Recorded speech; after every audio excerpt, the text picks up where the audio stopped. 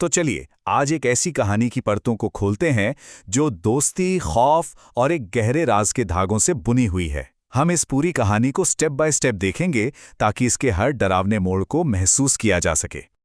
और कहानी की शुरुआत होती है सीधे नैरेटर के शब्दों से। सोचिए, 3 दोस्त, एक बाइक और चारों तरफ घना सुनसान जंगल। किसी भी हॉरर कहानी के लिए एकदम परफेक्ट सेटअप है ना? कहानी का पहला हिस्सा यहीं से सब कुछ बदलने वाला है। कैसे एक बिल्कुल नॉर्मल रात, एक छोटा सा स्टॉप, एक कभी न खत्म होने वाले बुरे सपने की शुरुआत बन जाता है। तो सीन कुछ ऐसा है। 3 दोस्त हैं, पूरा चांद निकला हुआ है और वो जंगल के रास्ते से जा रहे हैं। सब कुछ एकदम नॉर्मल। वो बस थोड़ी देर के लिए रुकते हैं और जानते हैं, यही नॉर्मल सी बात इस कहानी को आगे चलकर और भी ज्यादा डरावना बना देती है। और बस इसी एक पल में गेम चेंज हो जाता है। अजय, जो बस सड़क के उस पार ही तो गया था, वो गायब हो जाता है। कोई आवाज नहीं, कोई निशान नहीं, बस खामोशी। अब जाहिर सी बात है, सबसे पहले दिमाग में क्या आएगा? यही कि अजय मजाक कर रहा होगा, कहीं छिप गया होगा। नरेटर तो बेचारा 5 तक गिनती भी गिनता है कि वो बाहर आ जाए। वो अब भी यही सोच रहे हैं कि सब ठीक है, सब नॉर्मल है।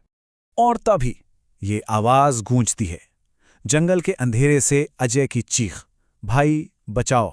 बस इसी एक सेकंड में सारा मजाक, सारी मस्ती खत्म। ये डर की पहली दस्तक थी, असली वाली। तो अब कहानी का दूसरा पड़ाव शुरू होता है। अब वो दोस्त को ढूंढ रहे हैं और डर अब बढ़ने वाला है, क्योंकि उनका रास्ता उन्हें एक ऐसी जगह ले जा रहा है जहां कोई भी जाना नहीं चाहेगा। अब ये कोई मजाक नहीं था। उन्हें जो सुराग मिलते हैं वो दिल दहलाने वाले हैं। पत्तों पर खून, जमीन पर किसी को घसीटने के निशान, और फिर उन्हें एक झलक दिखती है। एक काली साड़ी पहनी औरत अजय को खींच कर ले जा रही है। अब ये पक्का हो गया था, अजय की जान खतरे में है। और ये घसीटने के निशान वो उन्हें सीधा जंगल के अंदर एक पुरानी 2 मंजिला हवेली तक ले जाते हैं। सोच कर देखिए, रात का अंधेरा और सामने एक खंडहर जैसी कोठी।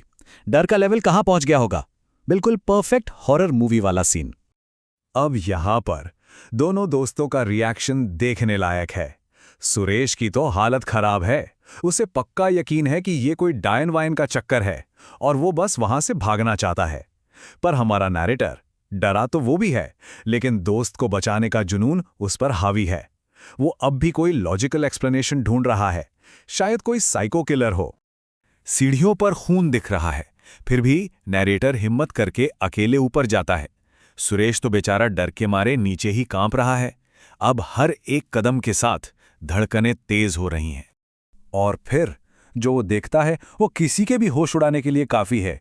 अजय की बॉडी छत से लटक रही थी और उसका सिर गायब था। बस इस एक इमेज ने पूरी कहानी को एक भयानक मोड़ दे दिया। अब कहानी अपने क्लाइमैक्स पर है। अब ये सिर्फ दोस्त को ढूंढने की बात नहीं रही। अब ये आमना सामना है, एक ऐसी ताकत से जो इस दुनिया की नहीं है। अब देखिए डर को कैसे परत दर परत बनाया गया है। पहले एक अंधेरे कमरे से अजय की आवाज आती है। एक पल के लिए उम्मीद जगती है। फिर कोने में एक औरत दिखती है जिसकी पीठ उनकी तरफ है, और जैसे ही वो पलटती है असली खौफ सामने आता है। उसका सिर नहीं है और उसके हाथों में अजय का कटा हुआ सिर है। सोचिए वो सीन। और फिर वो बिना सिर वाली औरत बोलती है, एक सीधी सी धमकी, एक भयानक अल्टीमेटम, मुझे मेरा सिर ला कर दो वरना मैं तुम्हारा सिर ले लूंगी। अब यह सिर्फ भागने की बात नहीं है, अब एक ऐसा काम करना है जो नामुमकिन लगता है, और दांव पर अपनी जान है।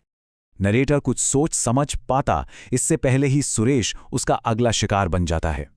वो आत्मा उसे जैसे हिप्नोटाइज करके वापस कोठी में बुलाती है और वहां वो अपनी जान ले लेता है। इससे पता चलता है कि वो चीज कितनी पावरफुल है, और अब हमारा नरेटर बिल्कुल अकेला पड़ गया है। तो अब कहानी के आखिरी हिस्से में आते हैं। अब हमारा नरेटर सिर्फ एक विक्टिम नहीं रह सकता। अपनी जान बचाने के लिए उसे एक डिटेक्टिव बनना होगा। उसे उस आत्मा के पास का राज खोलना होगा। और फिर वो आत्मा उसे अपनी कहानी बताती है, एक बहुत ही दर्दनाक कहानी। कैसे कपल छुट्टियों पर आया था और कुछ लोगों ने उनकी जिंदगी बर्बाद कर दी। अब उसका गुस्सा, उसकी मांग, सब समझ में आता है। उसे बस अपना सिर वापस चाहिए ताकि उसे मुक्ति मिल सके। और यहाँ पर नैरेटर का दिमाग काम करता है। सोचिए, इतनी डरी हुई हालत में भी वो लॉजिक का इस्तेमाल करता है। वो सारे क्लूज को जोड़ता है। हत्यारों ने मछली की बात की थी, पास में एक तालाब था, और सिर को ठिकाने लगाने के लिए तालाब से अच्छी जगह क्या होगी? कमाल की डिडक्शन है बॉस। तो वो अपनी थ्योरी पर काम करना शुरू करता है। तालाब में घंटों तक ढूंढता है, टेंशन बढ़ती जाती है और फिर आखिरकार उसे कीचड़ में धसी हुई एक खोपड़ी मिलती है। यही है वो चीज जो उसकी जान बचा सकती है। अब वो आखिरी काम करता है। उस औरत की बॉडी को खोदकर निकालता है, खोपड़ी को उसके साथ रखता है और जैसा आत्मा ने चाहा था उसका अंतिम संस्कार कर देता है। और इसी के साथ वो ना सिर्फ उस आत्मा को आज़ाद करता है, बल्कि खुद को भी उसके कहर से हमेशा के लिए बचा लेता है। और बस यही है कहानी का अंत, सीधा नरेटर के मुंह से। वो बच तो गया, लेकिन उस रात ने उसे हमेशा के लिए बदल दिया। वो उस जंगल की तरफ दोबारा कभी नहीं गया, और ये बात उस रात के खौफ को बयां करती है। तो ये कहानी हमें एक सवाल के साथ छोड़ जाती है। सोचिए जरा, अगर उस रात नैरेटर का दिमाग काम ना करता, अगर उसे वो खोपड़ी नहीं मिलती, तो क्या उसका अंजाम भी अजय और सुरेश जैसा ही होता? वाकई ये सोचकर भी रूह कांप जाती है।